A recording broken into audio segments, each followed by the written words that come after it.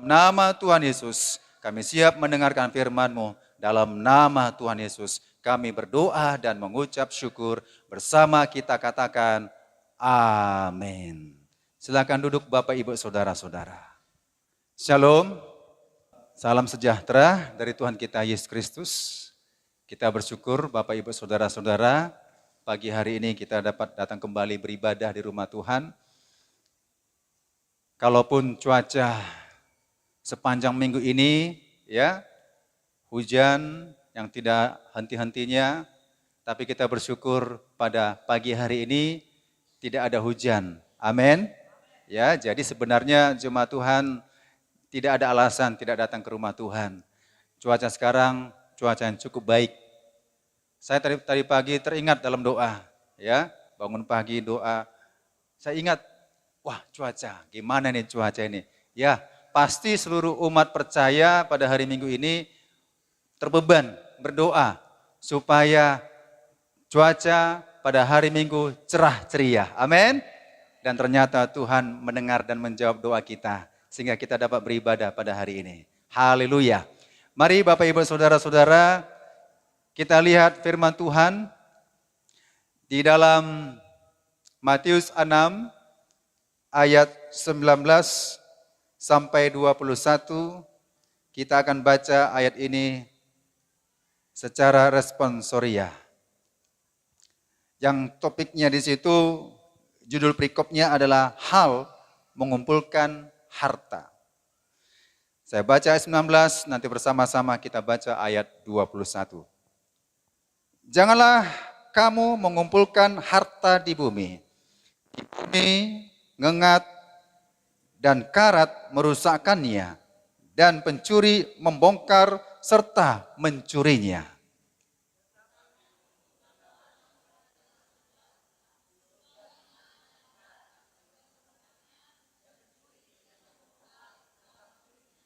Bersama, karena di mana hartamu berada, di situ juga hatimu berada. Baik.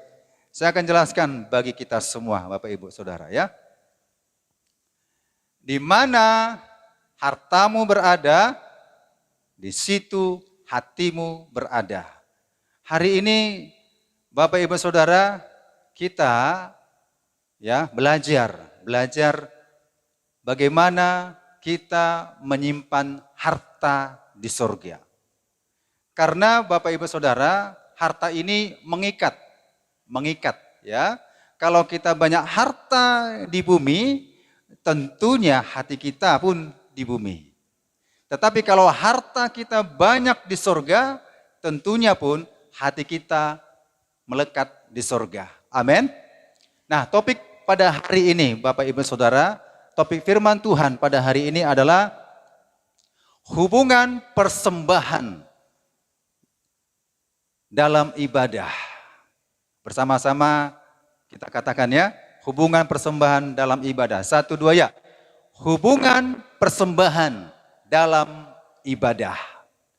Mengapa ayat ini saya kutip Bapak Ibu Saudara, dan nanti ada penjelasan-penjelasan supaya kita sadar ya, sadar. Mungkin selama ini enggak sadar mungkin ya, supaya kita sadar. Rupanya persembahan dengan ibadah ini tidak bisa dilepaskan. Hari ini harta yang kita maksud berbicara adalah kaitan apa yang kita miliki. Uang, mobil, rumah, tanah, dan sebagainya. Walaupun harta kita simpan di surga bisa daripada talenta kita, ya, pelayanan kita, memenangkan jiwa. Tetapi kita bahas pada hari ini bukan bermaksud melupakan hal itu, tapi biar kita fokus. Harta yang kita miliki, kita bahas pada hari ini adalah masalah finansial kita, masalah keuangan kita, ekonomi kita. Tahukah saudara, ya, pada tahun 2023 ini memang diprediksi. Diprediksi artinya apa yang akan terjadi di tahun 2023. Ternyata katanya resesi ekonomi. Ya, jadi kalau orang merasakan seperti itu, pastilah dia akan mengalami kecemasan, pastilah dia mengalami kekhawatiran. Tentunya itu pasti, tidak mungkin. Tetapi kalau kita sadar, kita tahu harta kita bukan di bumi, maka hal itu tidaklah mempengaruhi kita. Katakan amin. Ya, hal itu tidak mempengaruhi kita. Nah, dalam Matius 6 ayat 21 ini Bapak Ibu Saudara, yang kita sudah baca ayat 20-nya, kumpulkanlah bagimu harta di surga ngengat dan karat tidak merusakkannya, dan pencuri tidak membongkar serta mencurinya. Nah, sekarang Bapak Ibu, kita harus mengerti, ya, harta yang dimaksud sini adalah sekali lagi masalah korban-korban kita, masalah persembahan kita yang kita berikan kepada Tuhan. Itu investasi kita ke surga. Dalam perjanjian lama Bapak Ibu Saudara, kalau saudara perhatikan gambar ini, ya, ini gambar tabernakel Bapak Ibu Saudara, ini merupakan tempat ibadah bangsa Israel. Bangsa Israel sejak diperbudak sekitar 430 tahun di tanah Mesir, mereka lupa dengan Allah yang disembah. Dan Tuhan mengutus Nabi Musa. Tuhan mengutus Nabi Musa sehingga bangsa Israel keluar dari tanah perbudakan menuju ke tanah perjanjian. Nah, Bapak Ibu Saudara, bagaimana mereka beribadah? Mereka beribadah mendirikan yang disebut kemah suci atau tabernakel, ya, tabernakel. Nah, kalau saudara perhatikan di sini, ya, mezbah korban bakaran itu tidak bisa dilupakan. Kerap kali bangsa Israel kalau datang beribadah kepada Tuhan, ya, mereka bukan beribadah dengan tangan kosong. Kalau saudara baca Ulangan 16 ayat 16, itu tidak boleh dengan tangan hampa kalau kita datang ke hadirat Allah. Harus berisi, harus bisa memberi, begitu, ya.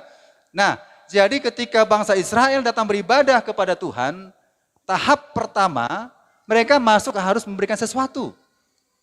Mereka nggak bisa langsung di sini di halaman ini, tidak, tapi harus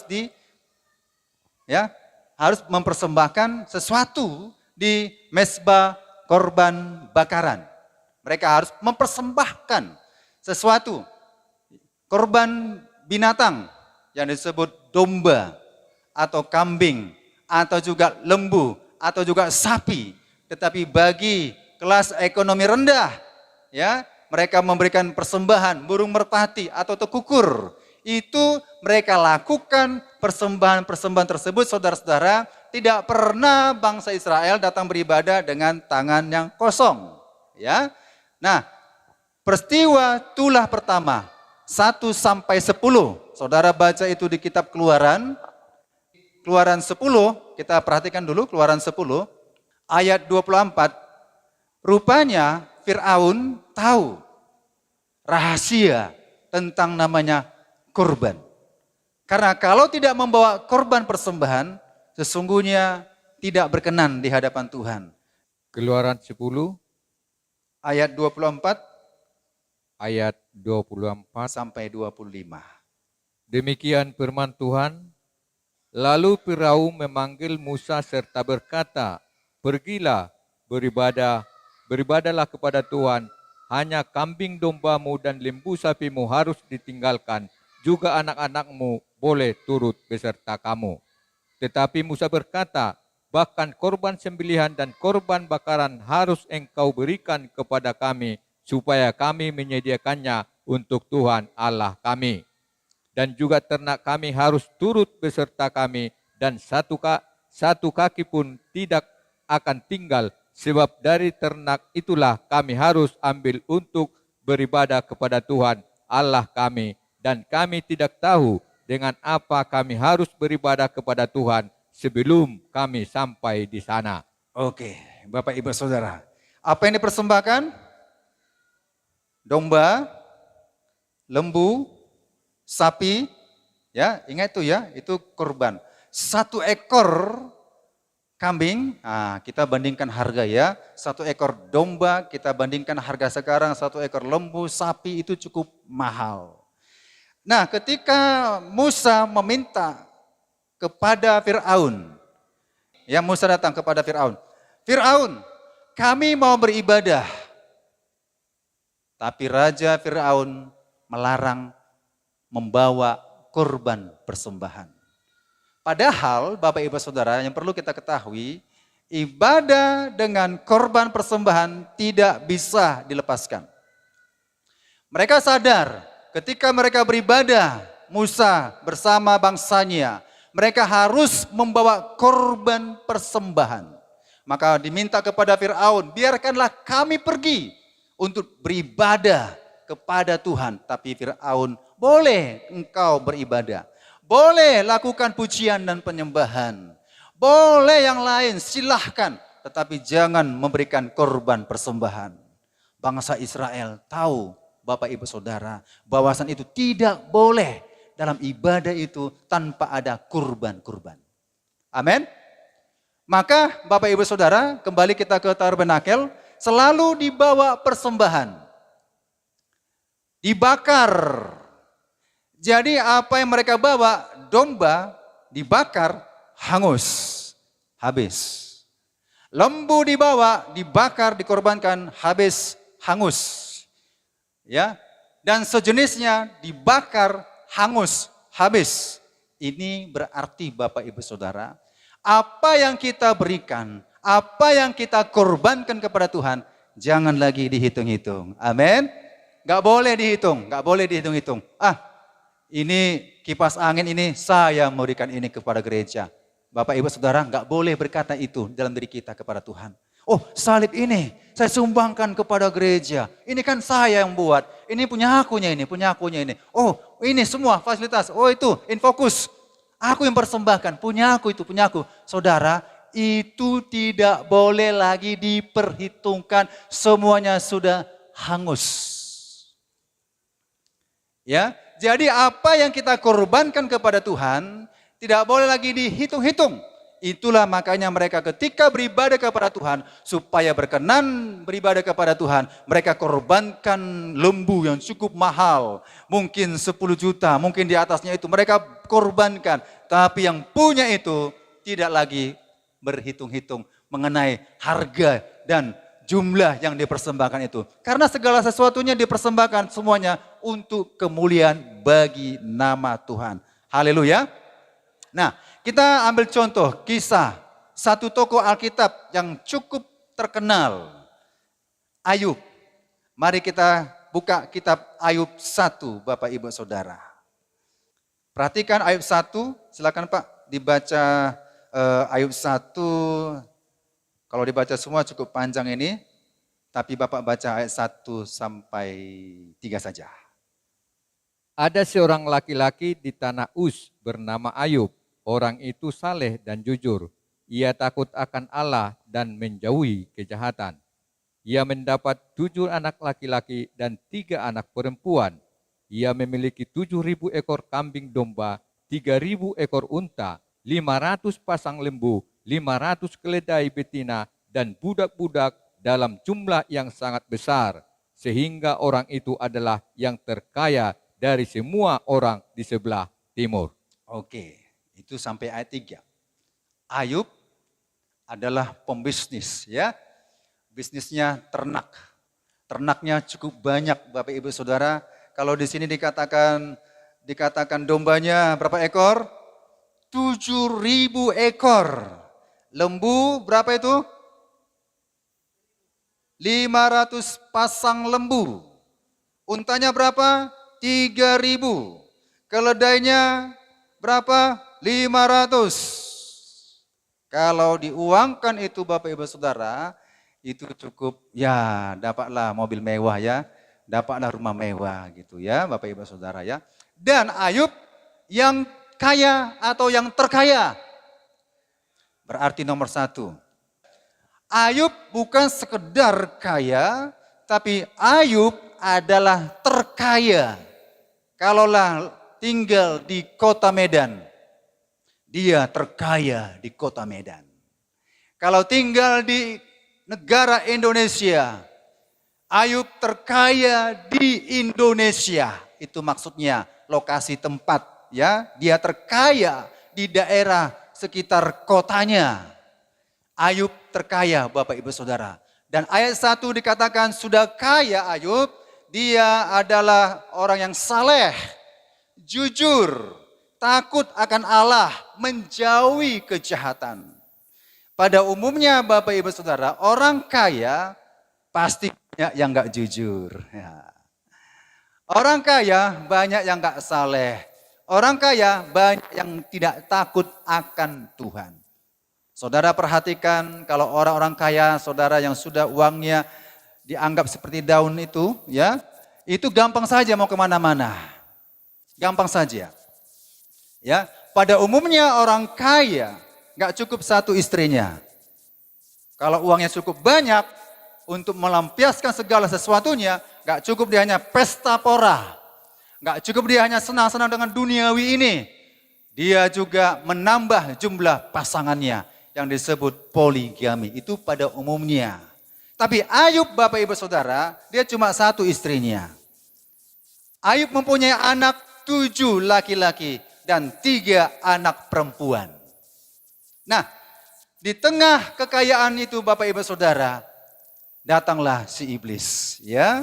Datanglah si iblis. Nanti saya akan ceritakan hal ini. Tapi kita baca dulu di ayat yang ke-5, ya, kelima. Setiap kali, kata setiap kali, saudara, bukan hanya loncat-loncat ya. Artinya Senin dilakukan, besok enggak lakukan. Besok lakukan, besok lagi enggak lakukan. Tidak, setiap kali. Apabila hari-hari pesta telah berlalu, Ayub memanggil mereka dan menguduskan mereka. Keesokan harinya pagi-pagi bangunlah Ayub, lalu mempersembahkan, ada kata mempersembahkan, korban bakaran sebanyak jumlah mereka sekalian. Sebab pikirnya, mungkin anak-anakku sudah berbuat dosa dan telah mengutuki Allah di dalam hati. Demikianlah dilakukan Ayub senantiasa. Ayub berdoa pagi-pagi, pertama berdoa untuk anak-anaknya. Tuhan berkati anakku. Anakku jumlahnya cukup banyak Tuhan, 10. Tuhan jikalau mereka banyak melakukan kesalahan pada hari ini, aku persembahkan korban. Berarti korbannya bisa, berapa anaknya? 10 ya? Berarti bisa korbankan 10. 10, setiap orang punya korbannya. Tuhan, anakku si Ani, ini korban, persembahkan kepada Tuhan. Tuhan, anakku si Anto, korbankan persembahan. Ini berkaitan dengan ibadah. Jadi Ayub selalu senantiasa memberikan korban. Senantiasa itu seterusnya. Bangun pagi, korban. Ibadah, korban. Ya, kita di sini pujian penyembahan ada korban. Doa kita berkorban. Yani kita berkorban. Semuanya ada kurban yang harus kita berikan kepada Tuhan. Nah, rahasia kurban ini Bapak Ibu Saudara, kalau saudara baca ayat 8 sampai ayat yang ke-10, ya, rupanya korban-korban persembahan itu yang dilakukan Ayub. Kalau saya baca ayat 10, dikatakan begini, ini iblis mengatakan ya, bukankah engkau yang membuat pagar sekeliling dia dan rumahnya, serta segala yang dimilikinya, apa yang dikerjakannya telah kau berkati, dan apa yang dimilikinya makin bertambah di negeri itu.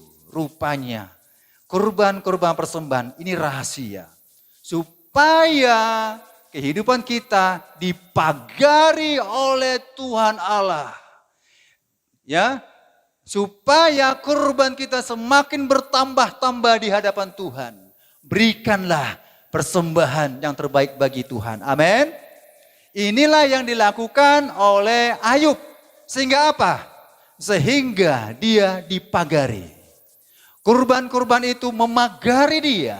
Ini buktinya. Iblis berkata, iyalah Tuhan.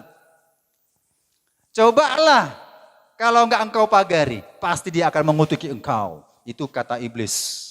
Kata iblis demikian. Maka Tuhan Allah berkata, silahkan. Dia hambaku yang saleh, jujur, setia, dan takut kepada Allah. Silahkan kau coba. Saudara-saudara, pencobaan pertama, pencobaan kedua, pencobaan ketiga. Saudara-saudara, ini cukup berat sekali. Ya, iblis tidak langsung tidak langsung memberikan pencobaan masalah istri. Kalau kita bilang masalah keluarga, nggak langsung, nggak masalah istri dan suami, nggak melalui itu.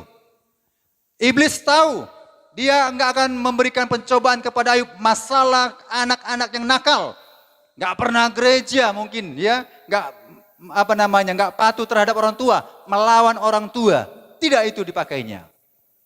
Iblis tahu dia tidak akan memberikan pencobaan kepada Ayub yang pertama kali itu adalah masalah penyakit. Tidak menggunakan penyakit. Ya, tahu iblis.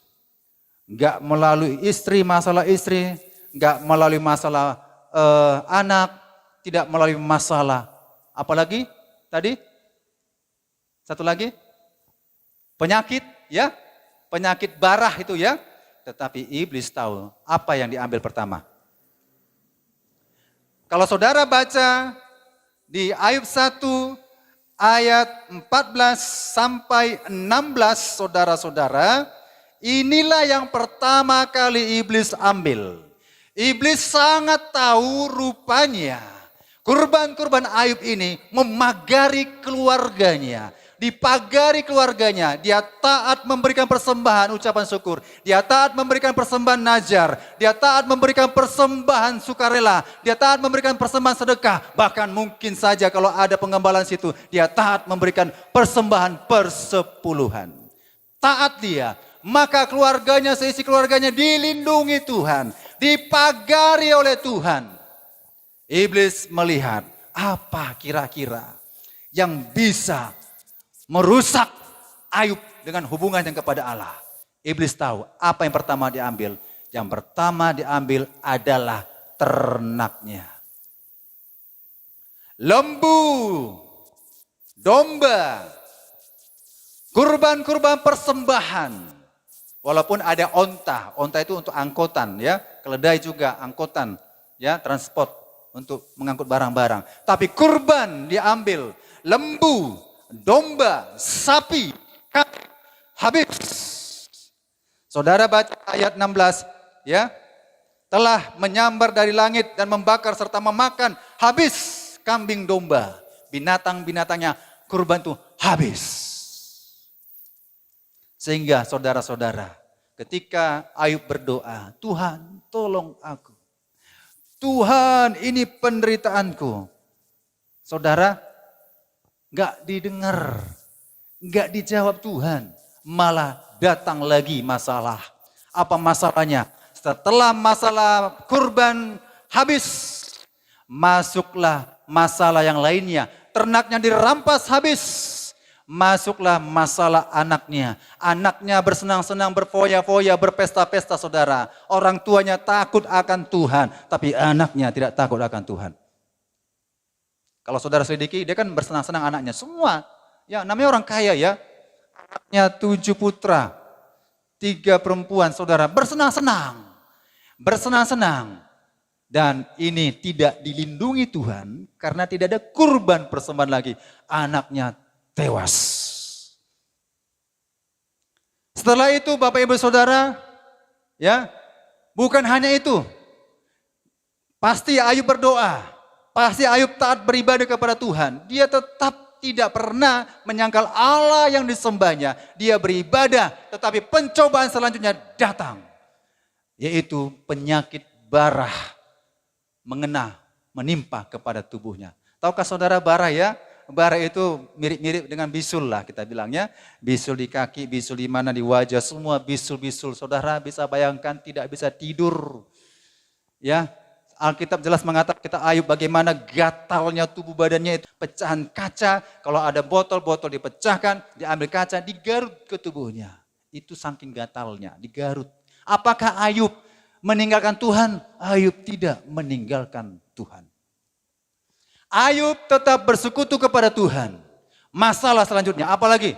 Masalah selanjutnya, masalah istrinya. Hai suamiku, ngapailah kau ikut Tuhan? Setiap kali kau ikut Tuhan.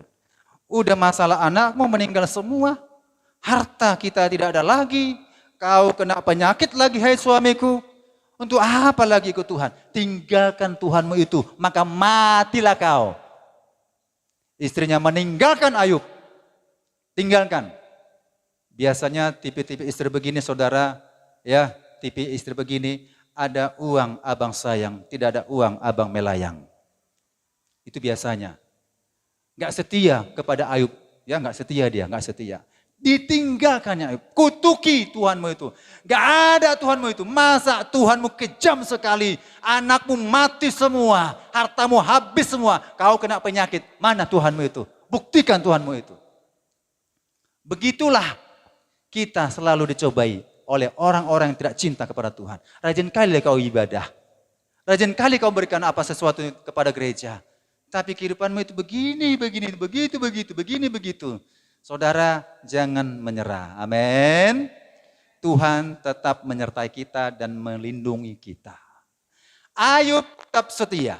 Saudara-saudara, Ayub tahu rahasia persembahan itu merupakan rahasia yang sangat luar biasa, memagari kehidupannya. Nah, kita lihat dulu kaitannya, saudara. Mengapa Ayub sangat menghormati, memberikan persembahan itu ya? Kita lihat 2 Tawarik 9 ayat 4 lah ya.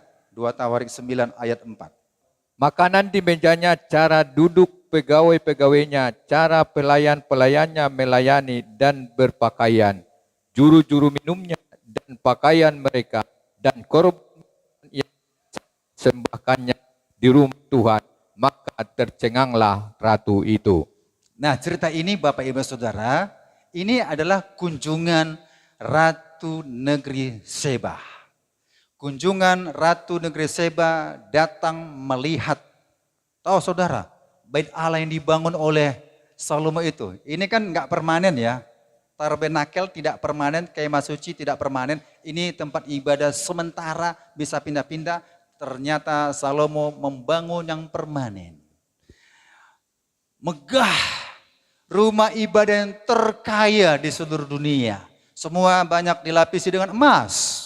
Semua, saudara ya, semua benda-benda, barang-barang, kalau ini nampak kelihatan lapis emas. Lantai juga kalau nampak dilapis emas dan sebagainya, itu saking kayanya, ya, saking kayanya. Dan apa yang dilakukan Salomo, Bapak Ibu Saudara, terhadap rumah Tuhan. Nah, ini disaksikan oleh Ratu Seba, ya. Dilihatnya begini dan diperhatikan di ayat 4. Kalau saudara baca mulai 1 silakan, tapi ini intinya. Di ayat 4, makanan di mejanya, cara duduk pegawai-pegawainya, cara pelayan-pelayannya melayani dan berpakaian, juru-juru minumnya dan pakaian mereka. Dan ingat ada kata korban bakaran yang biasa dipersembahkannya di rumah Tuhan, maka tercenganglah ratu itu. Salomo punya harta tidak pelit dan tidak kikir, begitu ya. Jadi ketika beribadah senantiasa biasa memberikan persembahan di rumah Tuhan. Ratu Seba melihat semua pelayan-pelayannya bagus, dekorasinya mantap sekali. Ruangan ibadah kita bilangnya, ruang ibadah full AC, bagus ya, bagus. Musiknya full band, lengkap. Bagus, pengkhotbahnya bagus, fasilitasnya bagus semuanya. Tapi kalau tidak ada korban persembahannya, ini kekejian di mata Allah. Boleh semuanya bagus fasilitas, boleh kita melayani yang terbaik bagi nama Tuhan. Boleh saya sebagai pengkhotbah, silahkan. Boleh saudara mengambil pelayan di sini, silahkan. Gak ada masalah, bagus semuanya, tertib. Sangat penuh hikmat. Baik sekali dipandang Ratu Seba. Dan komplit dengan persembahan. Artinya, Kalau kita melayani yang terbaik kepada Tuhan, kata terbaik kepada Tuhan saudara-saudara, supaya ibadah kita naik ke hadirat Tuhan saudara, rupanya Salomo wajib, harus memberikan persembahan kepada Tuhan. Terjemahan lama ya, coba tampilkan terjemahan lama. Ini kan terjemahan baru ya, supaya saudara mengerti. Ini terjemahan baru. Terjemahan lamanya silakan tampilkan dulu, supaya saudara menemukan satu kata yang diterjemahkan ya. 2 Tawarik 9 ayat 4 terjemahan lama. 2 Tawarik 9. Nah, saudara-saudara, ini terjemahan lama ya. Rupanya di terjemahan lama, kata korban bakaran yang biasa dipersembahkannya itu rupanya tertulis jalan naik ke rumah Tuhan. Gak usah dibaca semua, saudara, ya perhatikan saja. Saya buat tanda merah, terjemahan lama itu tertulis kurban bakaran itu adalah naik ke rumah Tuhan. Dalam Bait Allah, kalau saudara perhatikan ini namanya mezbah korban bakaran itu saudara-saudara, itu kalau dulu nggak pakai tangga, nggak ada tangganya itu. Ke kemah suci nggak ada tangga, langsung sembelih bakar. Tetapi di Bait Allah saudara, ini sudah pakai tangga. Mezbah korban bakaran itu sudah ada tangganya.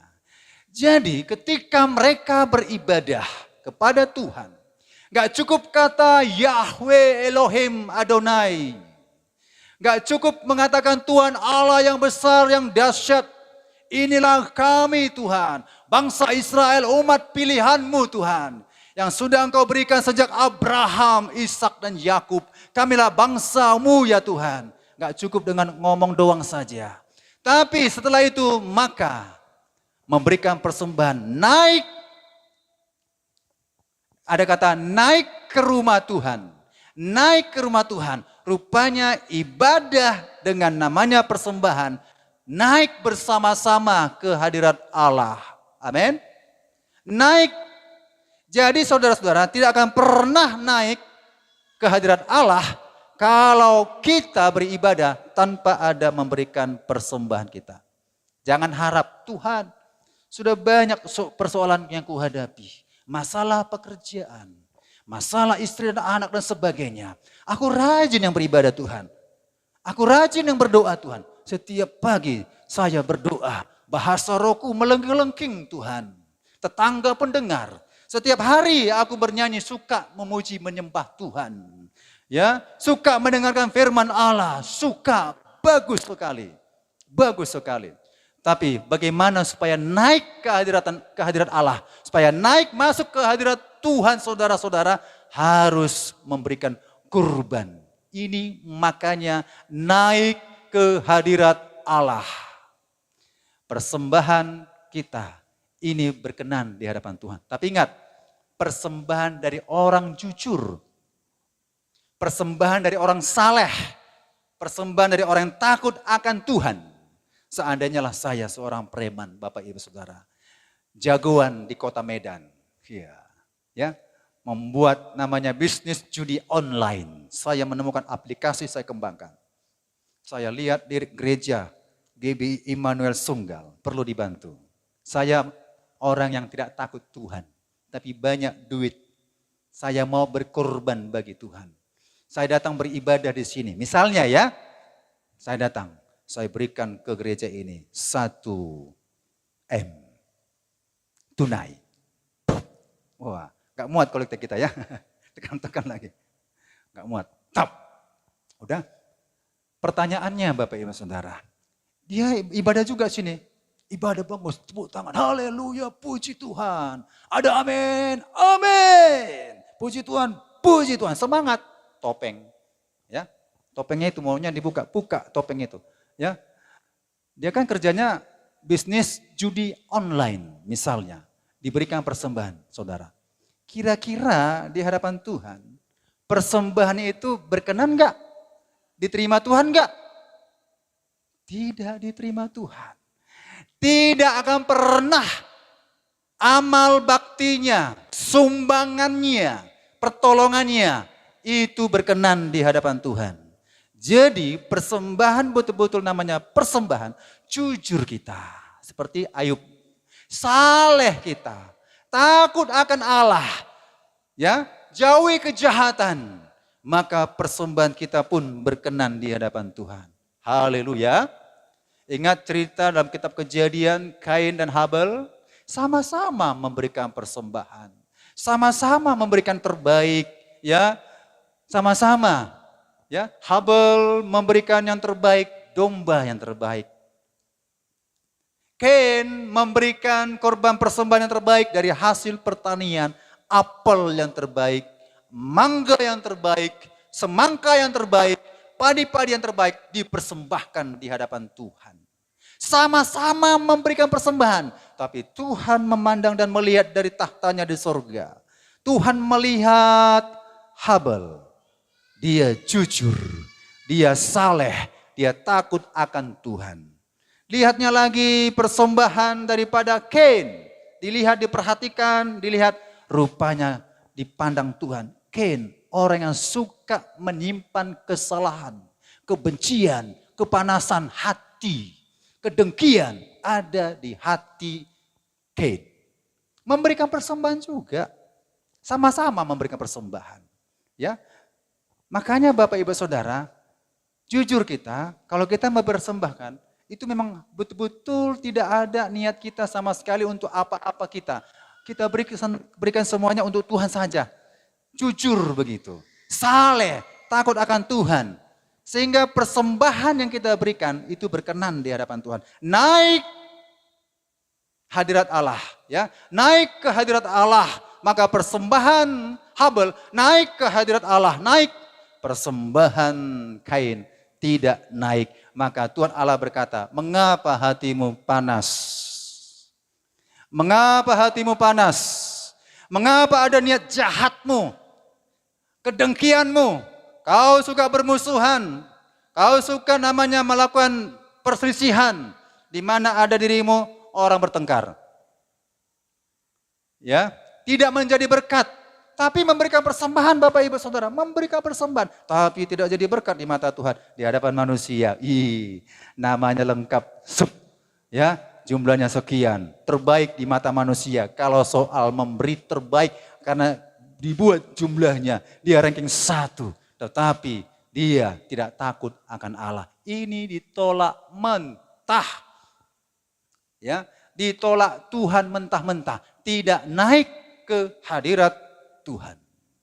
Jadi Salomo memberikan persembahan itu, kurban itu saudara, seluruhnya sudah terbaik.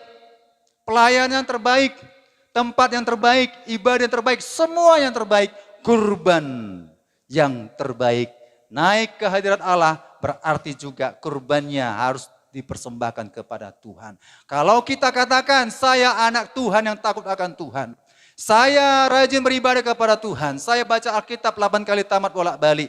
Tetapi satu hal, tidak memberikan ucapan syukur. Tidak memberikan ucapan sukarela. Tidak memberikan janji iman, najarnya. Tidak memberikan persepuluhannya. Tidak memberikan berbagai jenis-jenis persembahan saudara-saudara. Jangan bayangkan naik doa-doa kita semua. Enggak. Ibadah kita merupakan kejijikan di hadapan Tuhan. Coba Yesaya berapa itu? Tadi sempat ditayangkan. Yesaya 1 ayat 13. Ya. Jangan lagi membawa persembahanmu yang tidak sungguh, sebab baunya adalah kejijikan bagiku. Sungguh-sungguhlah setia, sungguh-sungguhlah saleh, sungguh-sungguhlah jujur, sungguh-sungguhlah takut akan Allah. Jadi enggak jijik Tuhan. Artinya persembahan kita enggak dimuntahkan. Engkau tidak panas. Engkau tidak dingin. Engkau suam-suam. Maka aku memuntahkanmu. Puh.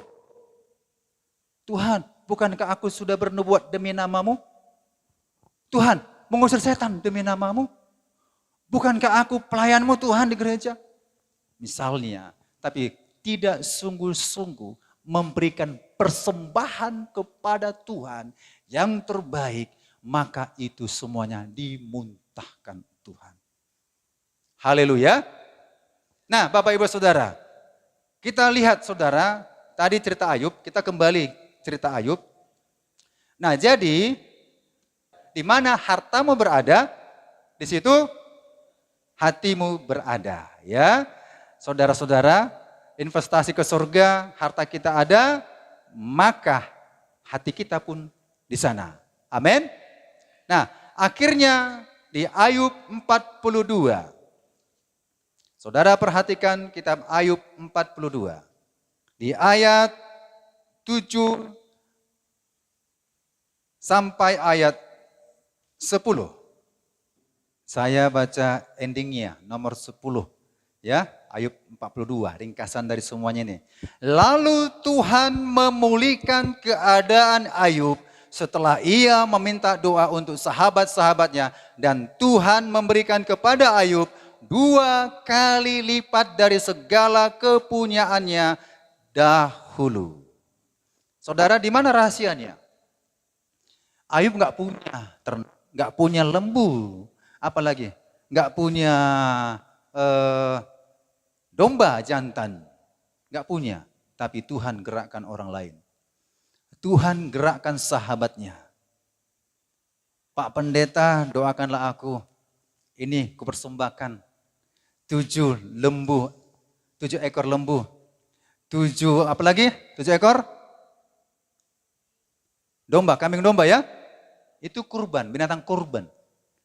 Nah, sahabat-sahabatnya datang kepada Ayub membawa 7 ekor lembu jantan dan 7 ekor domba jantan. Tuhan perintahkan pergi kepada hambaku Ayub.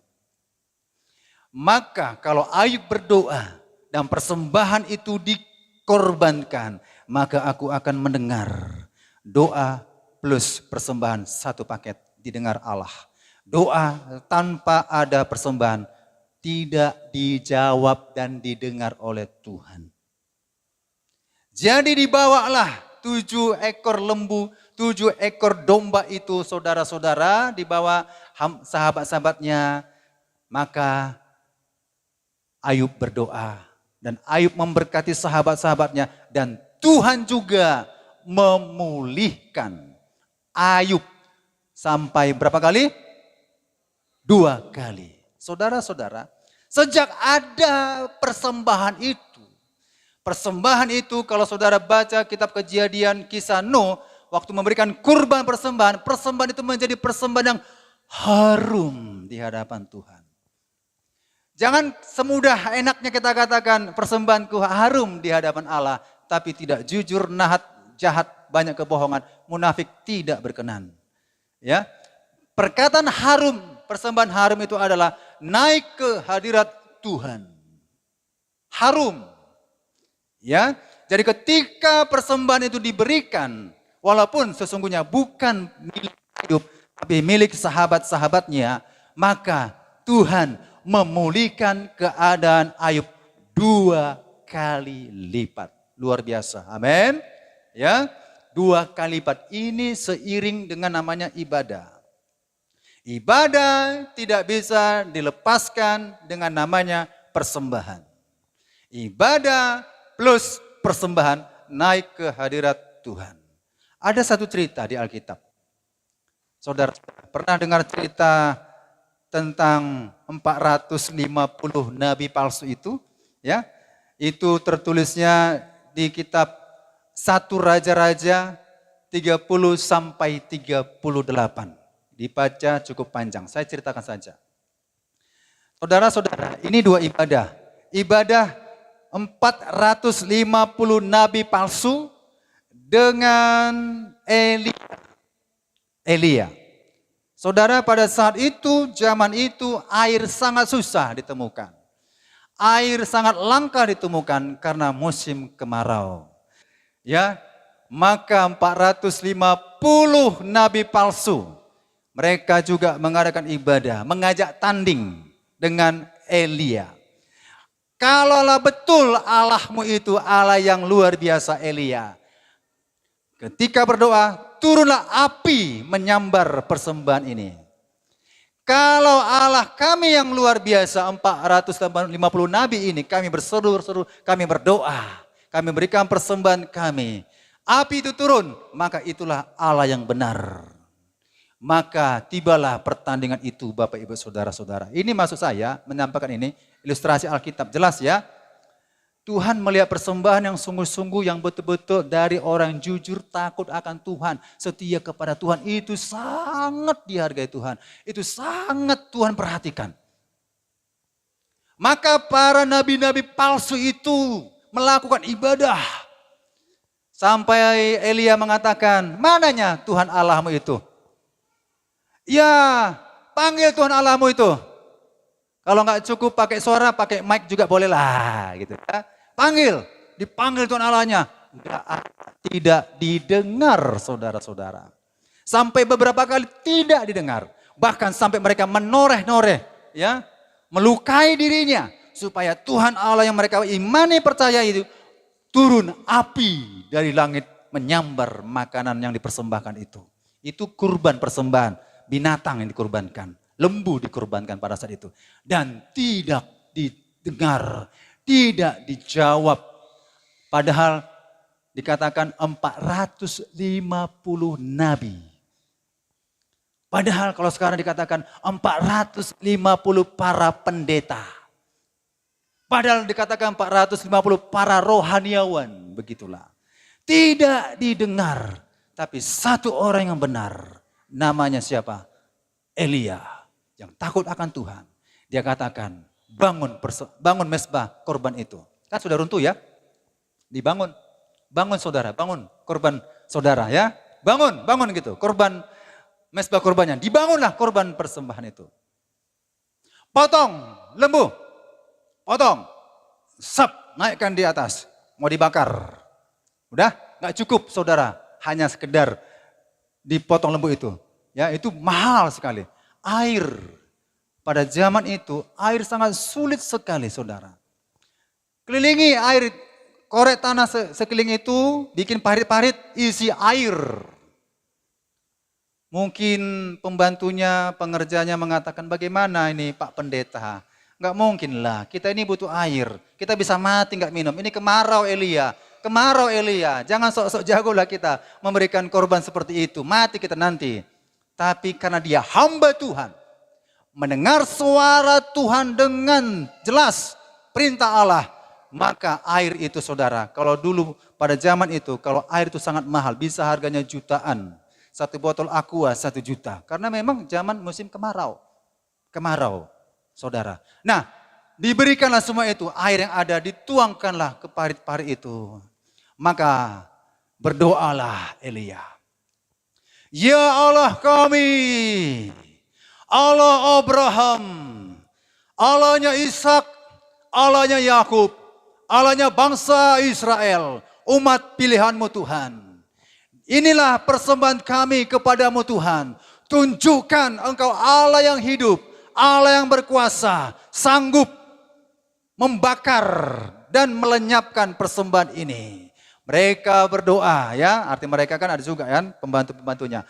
Elia berdoa menghadap tangan ke langit. Dan saudara, ibadahnya, itu kan ibadah ya. Ibadahnya berkenan di hadapan Tuhan. Maka turunlah api dari langit membakar semua persembahan.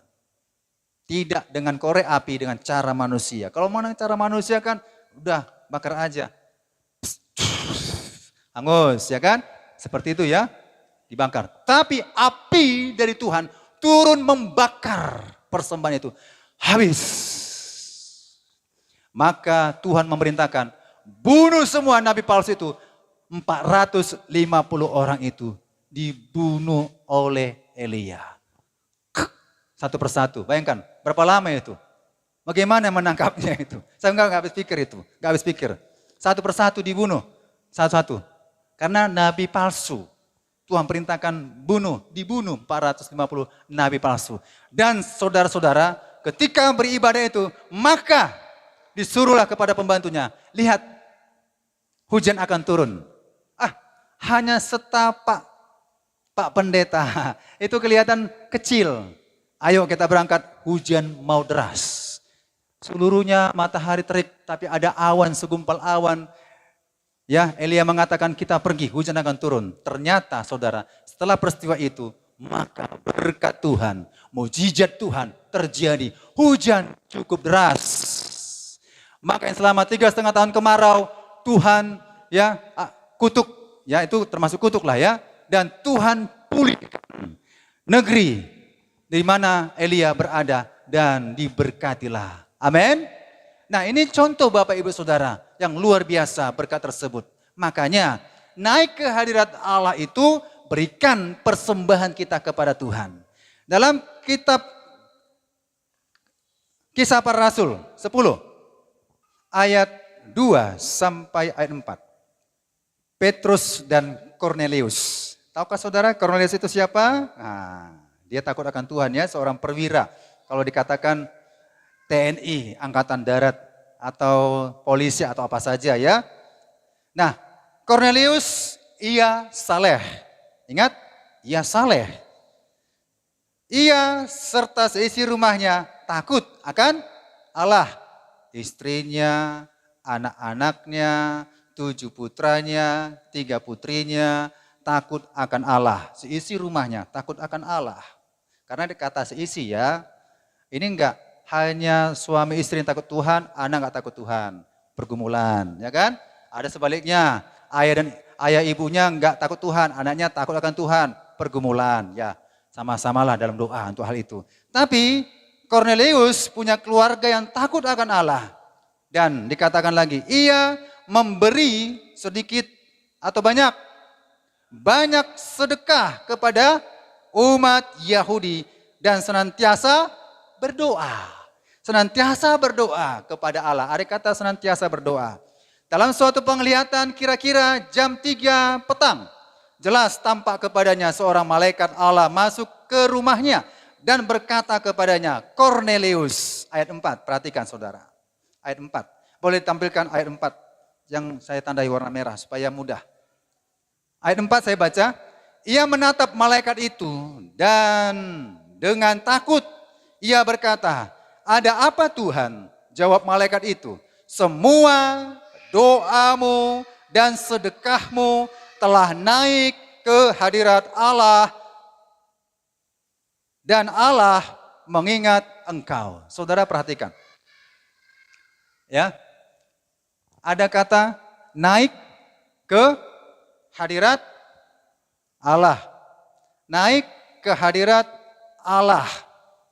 Sama tadi seperti Salomo beribadah kepada Tuhan, naik tangga, memberikan persembahan. Itu naik ke hadirat Allah. Ya, persembahan, ibadah, persembahan dan sebaliknya sama saja. Itu sama-sama naik ke hadirat Allah. Jadi ketika Kornelius, saudara, suka memberi. Walaupun dikategorikan persembahan sedekah.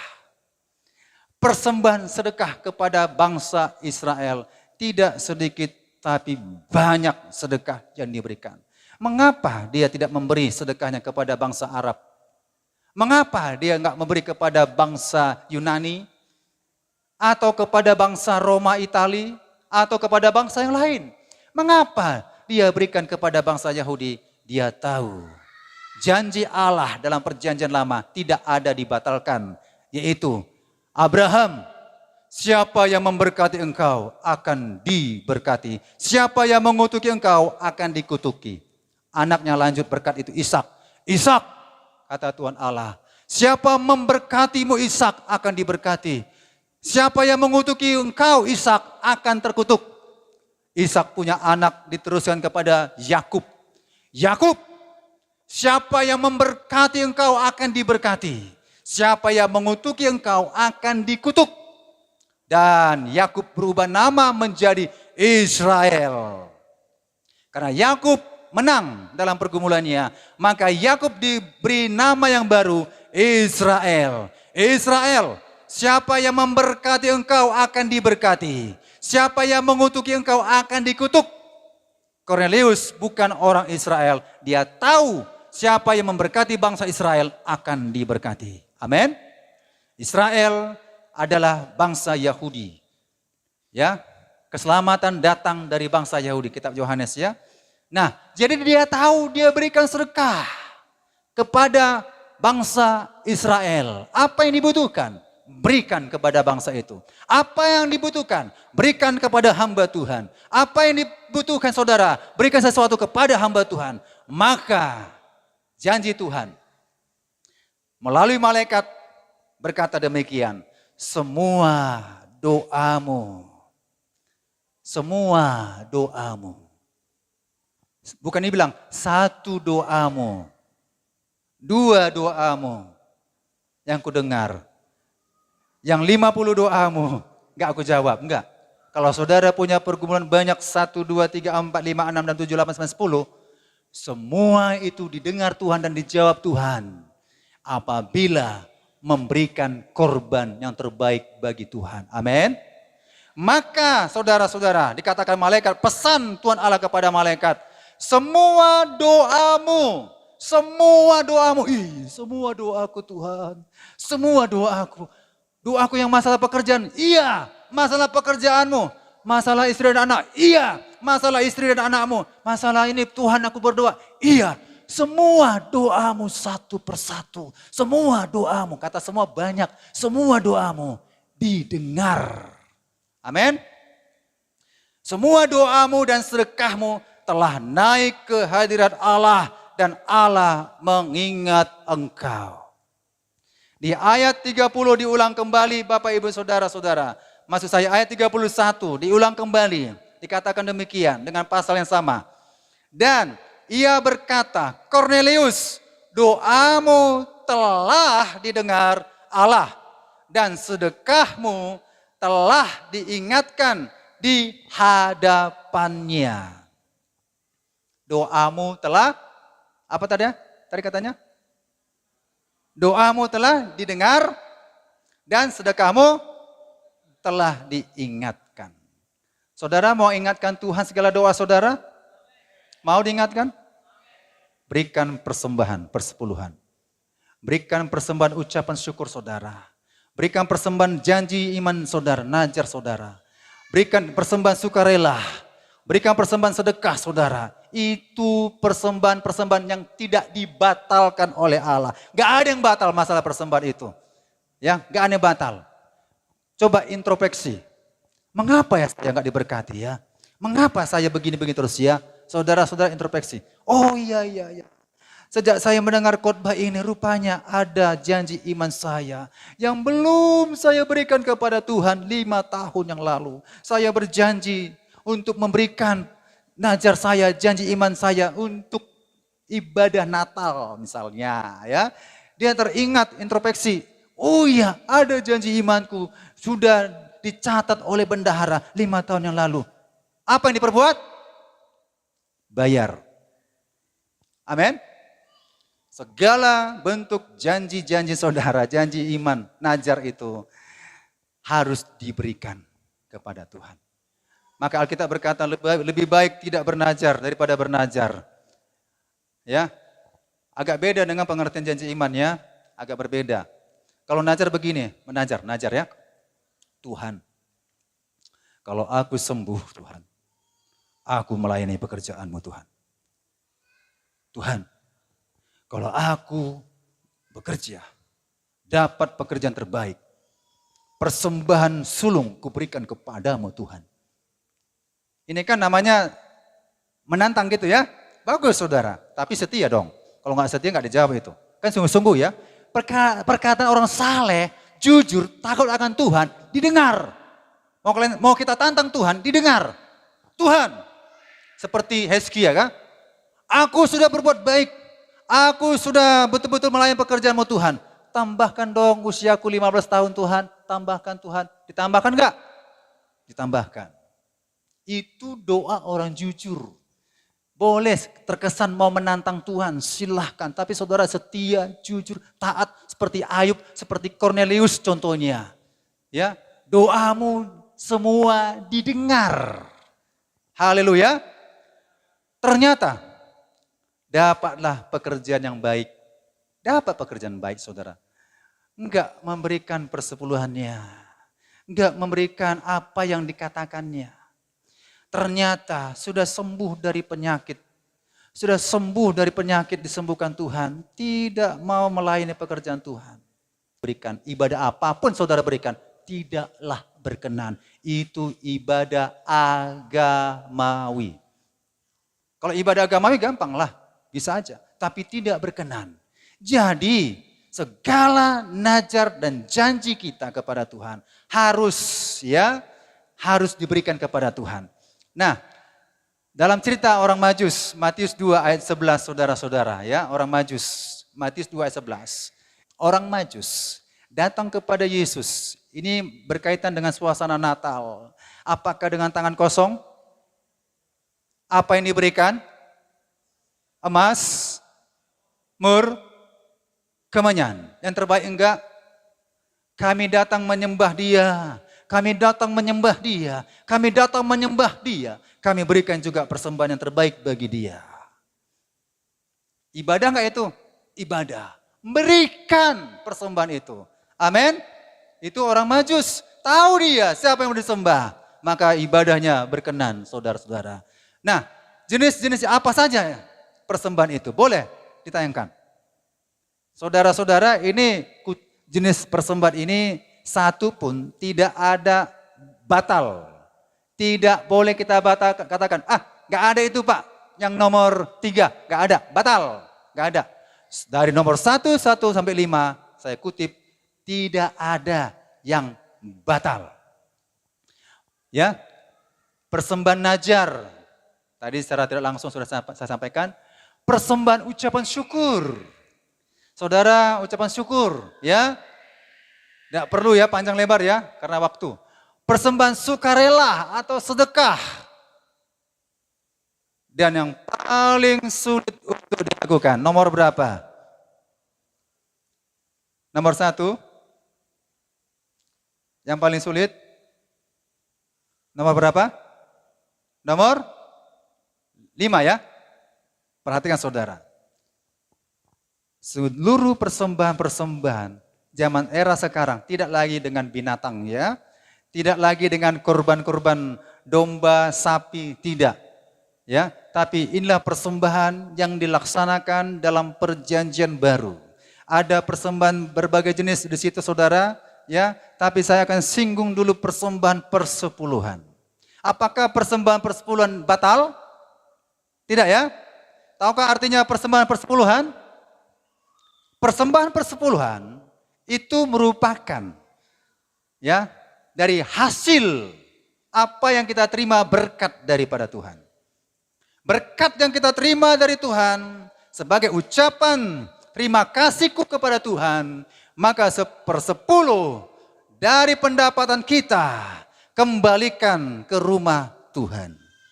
Walaupun uang itu semuanya milik kita saudara, tapi 1/10 itu milik Allah. Kalau saudara baca kitab Malaki itu ya, itu milik Allah. Nah, apakah ini masih berlaku? Ini ayat yang terakhir, Ibrani 7. Ayat 4, camkanlah. Camkanlah. Betapa besarnya orang itu yang kepadanya Abraham, bapa leluhur, ketika memberikan 1/10 dari segala rampasan yang paling baik. Kemudian masuk kepada hukum Taurat ayat 5. Dan mereka dari anak-anak Lewi yang menerima jabatan imam mendapat tugas menurut hukum Taurat untuk memungut persepuluhan dari umat Israel, yaitu dari saudara-saudara mereka, sekalipun mereka ini juga adalah keturunan Abraham. Saudara, ada 2 pilihan. Memberikan persepuluhan itu dari hati nurani kita kah? Atau menurut hukum Taurat yang seperti yang diteruskan oleh anak-anak Lewi? Kalau saya harap kita semuanya tidak mengikuti cara yang dilakukan oleh anak-anak Lewi dalam konteksnya hukum Taurat. Itu seperti pajak. Betul? Bayar pajak tiap bulan, dapat gaji, pajak. Dipungut pajak. Tapi Abraham Dia memberikan persepuluhan itu karena dia tahu Tuhan sudah memberkatiku. Tuhan sudah menyertaiku. Hati nuraninya berkata berikan itu. Bukan karena hukum Taurat. Berikanlah itu karena dia itu hambanya Allah, imam. Maka 1/10 itu diberikannya kepada Melkisedek. Tidak ada Maleakhi 3 ayat 10. Jadi saudara-saudara, jangan kita selalu diingat Maleakhi 3 ayat 10. Memang benar, betul. Tapi saudara, tergerak dari hati seorang hamba. Seperti Abraham. Tidak ada ayat yang diingatkan. Tidak ada seorang pun mengingatkan tentang persepuluhan. Tapi dia tahu ini berkat Tuhan. Saya kembalikan 1/10 itu ke rumah Tuhan. Amin. Haleluya. Jadi saudara-saudara, supaya doa kita, ibadah kita naik bersama-sama ke hadirat Allah, berikanlah yang terbaik kepada Tuhan. Amin. Ya, berikan apa yang bisa saudara berikan kepada Tuhan. Tuhan tidak melihat saudara itu kaya, miskin, tapi sesuai dengan kapasitas kita memberi. Seperti seorang janda yang miskin, dia nggak bisa berikan 10 juta, dia nggak bisa berikan 5 juta, dia nggak bisa berikan 100.000, dia bahkan pun tidak bisa berikan 10.000, bahkan pun tidak bisa berikan 5.000, tapi hanya 2.000 uang logam dia bisa berikan. Ini ilustrasi saya. Hanya itu dia bisa berikan. Yang terbaik. Tuhan tidak memandang jumlah, nilai nominal, angka yang saudara berikan. Tapi hati yang sungguh-sungguh yang memberikan itu kepada Tuhan. Amin. Inilah persembahan yang sejati. Inilah persembahan yang berkenan di hadapan Tuhan. Demikian firman Tuhan. Amin. Tuhan Yesus memberkati.